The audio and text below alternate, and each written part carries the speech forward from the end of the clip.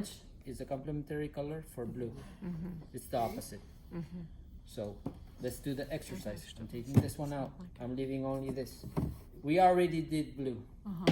If I pick yellow, which colors in the wheel, primary colors, does yellow not have?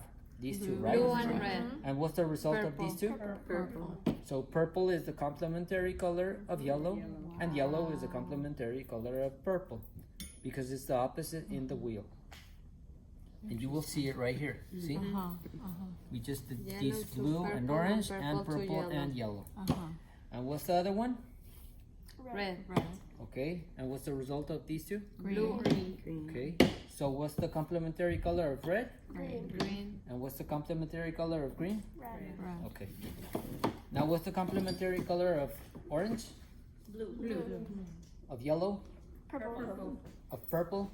Yellow. Of red? Green. Of green? Red.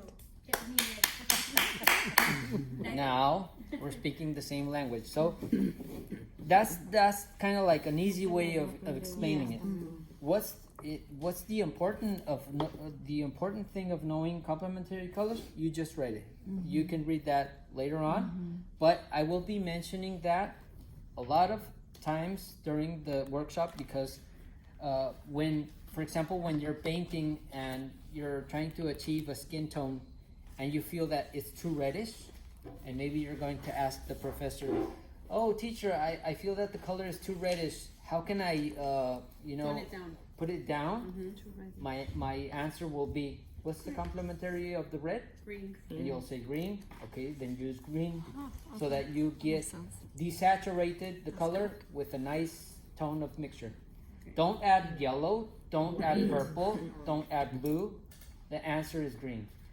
If you're working on very saturated colors of blue for a sky, but it doesn't feel natural because it's too saturated, and you look at the sky and you see that the color is more dull, more grayish, what would you need to mix?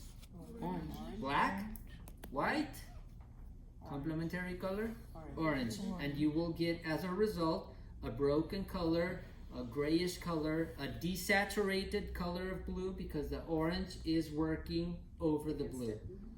I know that this takes time, but it's really valuable information.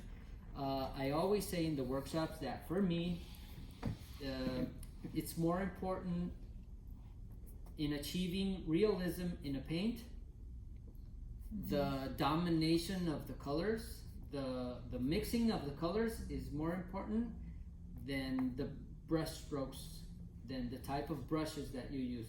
Maybe you have a really loose brush strokes in your paint, but if your colors are right, you will have the sensation of reality. But if your colors are wrong and you work for hours painting detail, your paint will feel false, like a cartoon or something, because your colors are not right. So I think it's more important, if you try to achieve realism or hyperrealism, the work that you do in the palette with the colors is more important than the actual process of painting. So this is really, really important. So everything is clear about complementary colors? Okay. Thank you, that was great. Alexa.